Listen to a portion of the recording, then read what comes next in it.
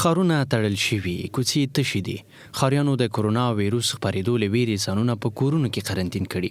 خو دا مورکۍ چې جمیله نومیږي د جلال آباد ښار په دې تشو کوڅو کې ګرځي څو د خپل شهید شوي زوی یتیمانو ته نفقه وګټي. دا وایي پوهیږي چې حالات ښه نه دي او ژوند یې له ګواښ سره مخ دی، خو چاره نشته. په خبرې مرګ قبول دی، خو په کور کې ځکه قرنطین کېدی نشي چې د 12 کسیزې کورنۍ سرپرستي ور په غاړه ده. نو که کار ونه کړي کرونا نه، خو لوږه به یې ژوند وګواښي.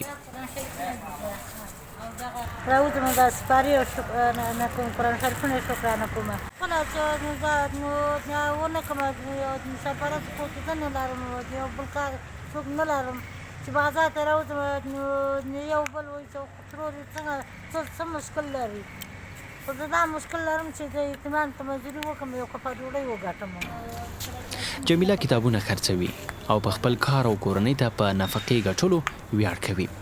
وایي که څه هم په دې وروستیو څو ورځو کې د ښار تړل کېدو له کبله یې د کتاب پیرودونکي خورا کم شوي، خو بېزاره نه ده او تر سوال کولو ورته همدا لږه ګټه ښه ده.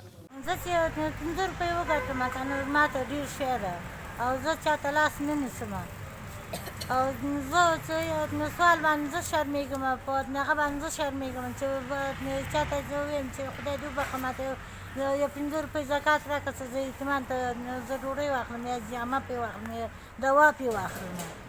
د کرونا ویروس خپرېدو ویره ټوله نړۍ کې خپره ده او ستر اقتصادي ګواښونه یې رامنځته کړي دي. خو د دې مورکۍ اقتصادي وضعیت ښایي لا ډېر وګواښي، ځکه چې ګټه وټه یې ورځنۍ بڼه لري او ژوند یې تر وګټه او وخوره پورې محدود دی.